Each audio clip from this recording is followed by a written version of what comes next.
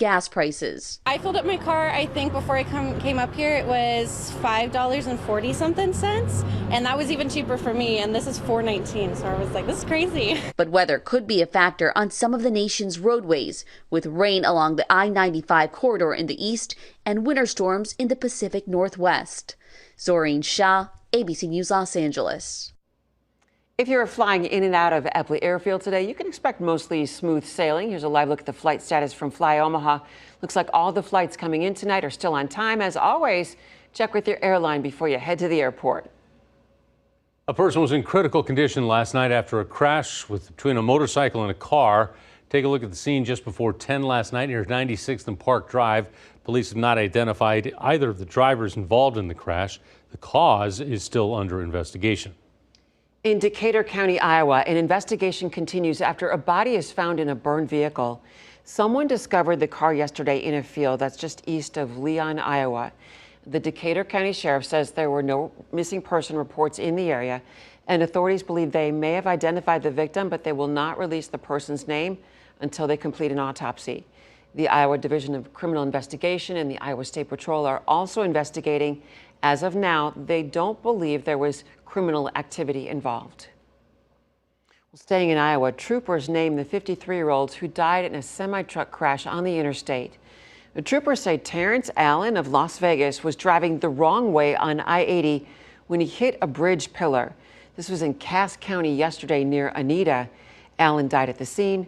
No one else was involved. The city of Chesapeake, Virginia continues to recover after a deadly shooting in a Walmart last week. Community members will gather in a candlelight vigil tomorrow, remembering all 6 of the victims in that shooting. The youngest was just 16. Police say the gunman legally bought the pistol he used in the attack hours before the shooting. Witnesses say he seemed to be targeting specific employees because he opened fire in a staff meeting that happens at the same time every night. The nation's healthcare systems are preparing for high cases of RSV, COVID, and flu. As more people travel and gather with loved ones for the holidays, hospitals are already dealing with increased caseloads. ABC's Elizabeth Schulze brings us details on the high demand. This morning, hospitals and urgent care centers are bracing for a post-Thanksgiving triple-demic threat of COVID, RSV, and the flu. I don't see how there won't be another big spike. We've opened ICU beds, we've opened floor beds, we've changed the way our emergency department works. We've got a tent up outside for our emergency room. With many children's emergency rooms packed and wait times stretching hours, some urgent care centers are overflowing with pediatric patients. Our book ahead slots absolutely fill up the day before, so we are seeing the surge. Health experts say decreased immunity may be one reason for this season's early and severe spike of child respiratory virus infections. Hospitals already overwhelmed with RSV patients now say flu cases are rising fast. The CDC reports half of U.S. states are experiencing high or very high flu-like activity. Child after child, we're doing the swab, we're getting the test, and it's coming back positive for flu. New concerns this morning that common flu medications like Tamiflu are in high demand. We are definitely seeing shortages in some areas of supplies of common antibiotics like amoxicillin, which is the first-line medication for things like otitis media or ear infections, as well as Tamiflu and some other medicines as well. Johnson & Johnson, which makes brand name children's Tylenol, says there's been high demand, but we're not experiencing an overall shortage. Well, it was a big weekend for the Husker football team. First, a big win over the Iowa Hawkeyes. Then Matt Rhule named head coach at the University of Nebraska. Rhule previously coached the Carolina Panthers. He was fired in October after a 1-4 start. His overall record over 2 full seasons and another 5 games was 11 wins, 27 losses. Have more on his history and his new contract in a little bit. Well, next here at 9, a look inside Omaha's digital library. Yeah, the story of one artist who's used DoSpace for decades and how you can sign up to learn about and use some of the latest technology for free.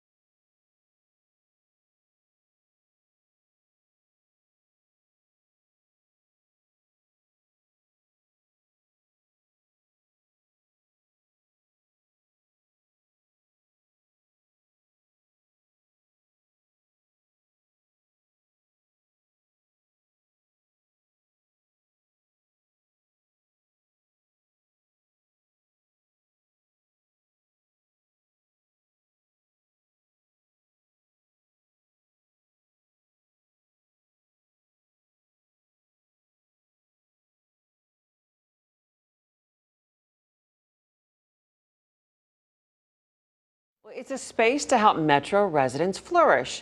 Recent data shows DoSpace has provided nearly $500,000 worth of business services to the Metro community. Yeah, the free technology library offers people access to things like 3D printers, laptops, and more for free, of course. Newswatch 7 photojournalist Fabian Rosales shows us the impact it's had. I'm self-taught, so I think I'm doing pretty good. I've been doing miniatures for about 25 years. I originally had to have the items that I wanted sent out and cut by somebody else that had a laser cutter. But once a friend told me about DoSpace and to check it out, I came down here. They had one. I thought, I got to learn that. It is the mission of DoSpace to provide the Omaha community with free access to technology as well as the digital literacy that's needed in order to understand how to use that technology in a meaningful and impactful way. I initially took a class here and then I did a mentorship. At that time they had volunteers doing mentorships, and so I spent a couple hours and then I was pretty much on my own learning the laser cutter. I just take my wood. If somebody was working on the laser, I would go with a simpler design first. You could get very discouraged if you start off thinking you can do this so quickly. You close the lid, and then it'll start cutting. Our 3D Lab is an important community resource because it provides Omahans with free access to technology that will allow them to start a small business, prototype a design, or pursue a hobby. I do sell them at miniature shows, very similar to craft shows, except it's all miniatures. Individuals who would like to use our 3D Lab, they would first sign up for a free DoSpace membership. The second step is to reserve the piece of equipment that they would like to use. Both of those steps can be done either online at dospace.org or in person at our location here at 72nd and Dodge.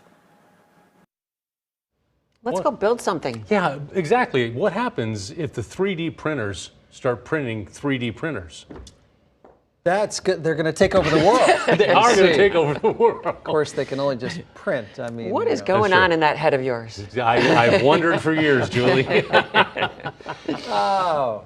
Well, it's not frozen, your brain. It's not. Decent weather. And tomorrow, a pleasant day to be outside. Rain factor time coming up for Monday. I say it's a 6, okay. The afternoon will get a 7. It'll be kind of chilly in the morning. Bit of a breeze blowing out of the south. Look at this for Tuesday. We suggest snow, a possibility from Shenandoah and south of Lincoln all the way northward, and maybe several inches you get north of the Omaha Metro. Perhaps around an inch in the Omaha area, according to our latest computer models. This one for tonight shows the mostly clear skies, dry for tomorrow morning, dry for tomorrow evening. Just a few passing clouds. Nice day to be outside.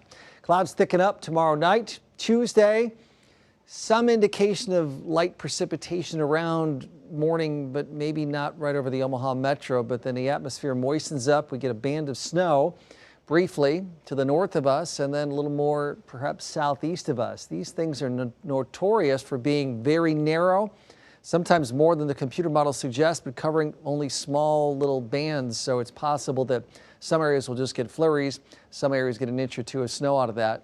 It looks like probably north of Omaha for the better bands of snow. 44-27 today. Temperatures not too far from the averages. No precipitation. 9 inches. 9. Below average moisture year to date. Look at downtown here. That is nice. That's our camera at 72nd and Crown Point, zoomed in. 27 and calm. The dew point at 20. That means the temperature could keep dropping, and it already has into the teens. Denison, Carroll, 21 Atlantic. Dew points teens to around 20. Calm winds for many. Lincoln, Beatrice, Plattsmouth, Omaha, Harlan, Atlantic, Red Oak. No rain on Super Doppler 7 radar, and those little clouds that we had earlier gave us a beautiful sunset, have moved away, so quiet across the nation's midsection. Yeah, kind of rainy in the east, but I believe that's more of an excuse for air travel delays across the country. Most of the country was dry, and those airlines should have been in pretty good shape for travel, but it was a busy day, I'm sure, so I'm sure there were some folks that had some delays. Wow, tomorrow afternoon up into the 50s. That's nice. Tonight, south breeze starting to develop, and by morning in the afternoon, really quite pleasant. And then it's tomorrow night, this front edge is south, and see the snow bands start to form, but not really until Tuesday midday and afternoon that it really gets going. 24 tonight for the low, partly cloudy to mostly clear. By morning, we're back up to 32 with a south breeze, 49 at noontime, 54. 4 o'clock. I hope you get outside midday or the afternoon tomorrow. 80% chance that we'll get at least some light snow and maybe a little bit of patchy freezing drizzle with falling temperatures there on Tuesday. Cold for Wednesday. Thursday, windy. Moderating again, but up and down temperatures. You know, for weather updates anytime, we'd love to have you download the KETV mobile app. Get the access to interactive radar, free information for iPhones and Android devices. Why not? It's right there on the home screen. Did you say Wednesday's going to be cold? Cold. Okay. Yeah. All right, coming up in